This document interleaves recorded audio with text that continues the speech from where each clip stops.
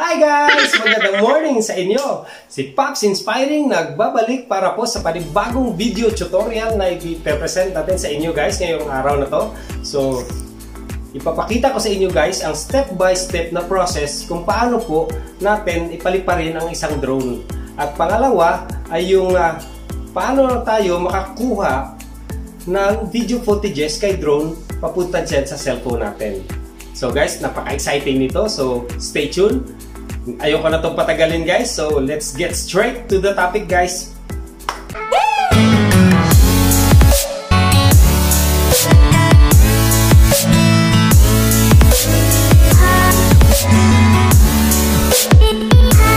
Welcome back to my channel guys.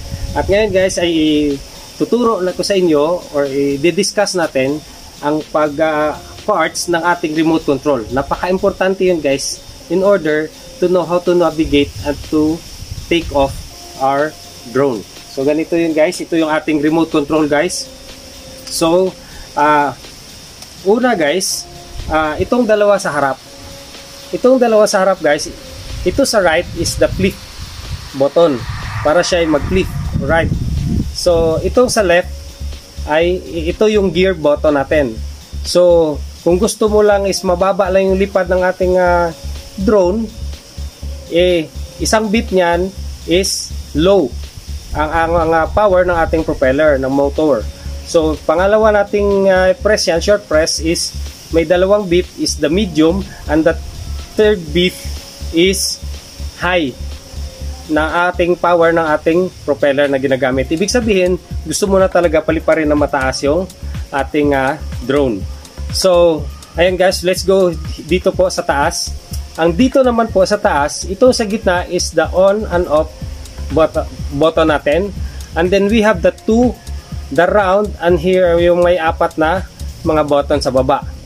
Itong round, ay usually gagamitin natin to pag naka-take off na ang ating aircraft.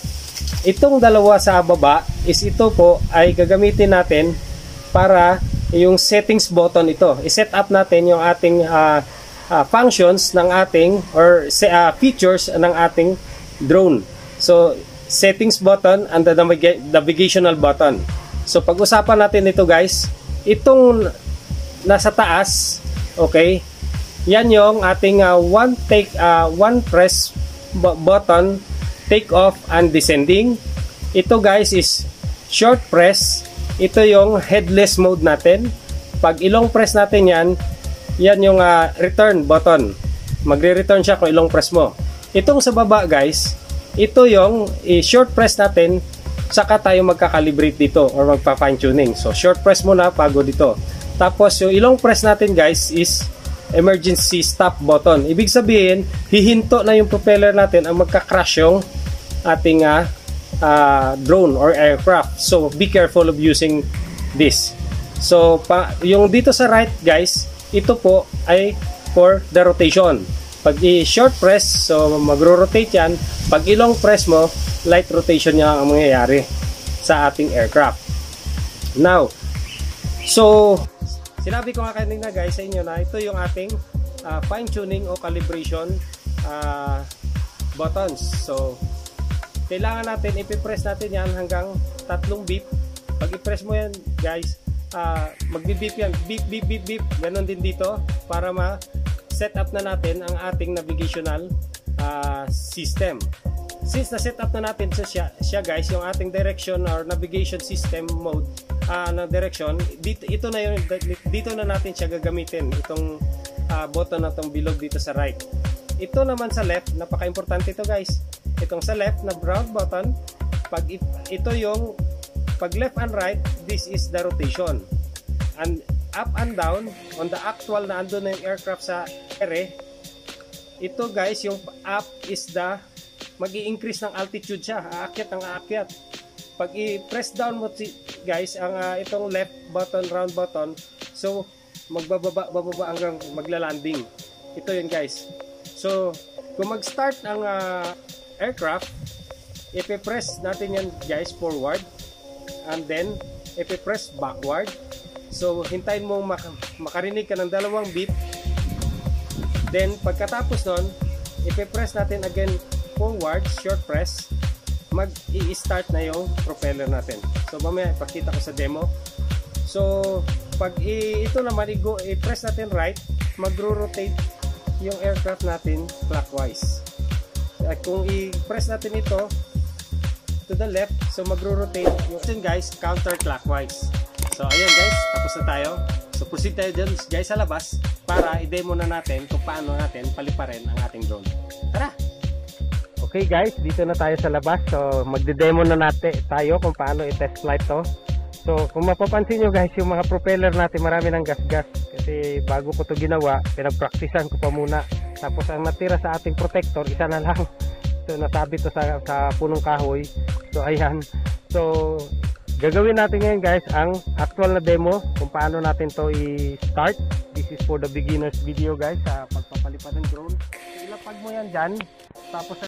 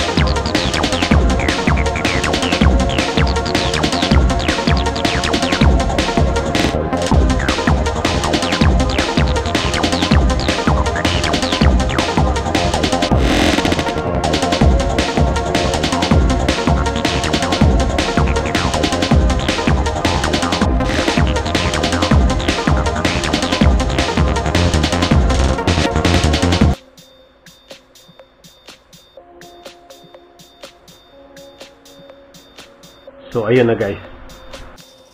So on this part guys, install na natin siya, si 4DRC Max. Ito yung apps niya ng Wiser natin.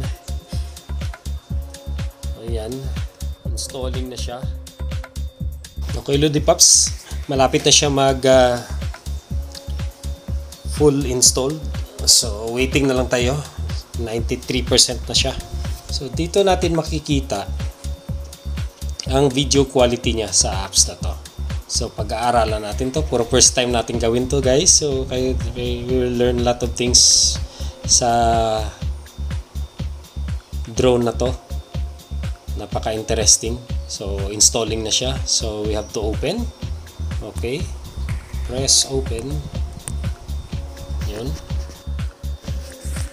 So allow for DRC access to this device location. Allow. Okay Lodi Pops, on this part na-connect na natin yung application na 4DRC sa drone at saka sa cellphone. So ayan, nakikita nyo na yung footage dito sa right ng drone. So kung mapapansin nyo, maganda siya. Maganda yung high definition resolution ni drone. So satisfied tayo dyan. Although masyado lang talagang malikot ang drone natin guys kasi mahangin. So masyado siyang magalaw. So far konting filter lang to guys. Maganda yan na yung mailalabas niya. Maganda yung video resolution niya. Tsaka may dagdag ko lang guys na kung magpa-practice kayo ng magpapalipad ng drone, tanggalin nyo yung camera guys kasi masisira yan sa kaka-crash niya.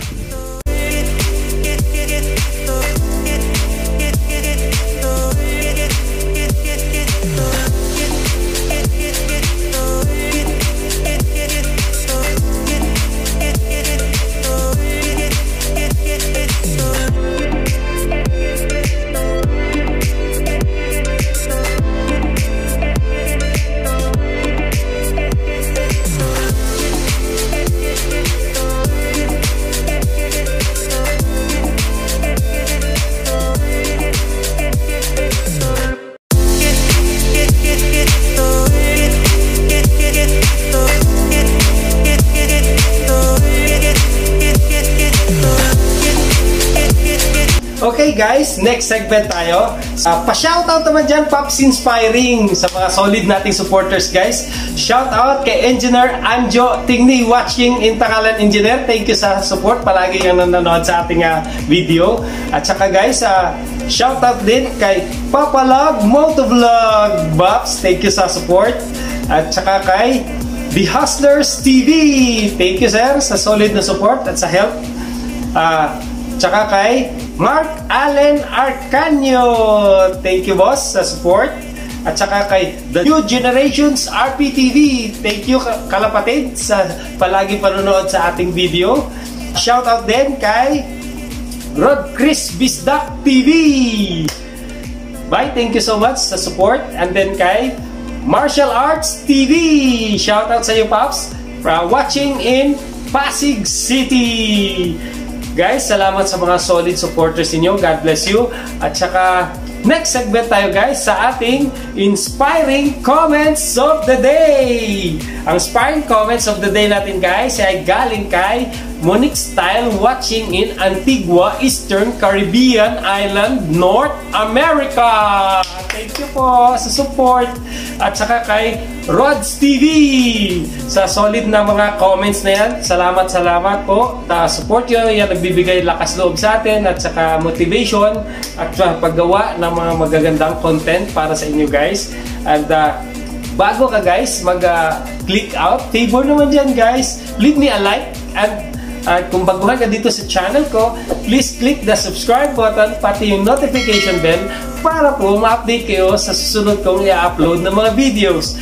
Guys, be an inspiration, keep safe guys, and blessings to others guys. So, peace out man!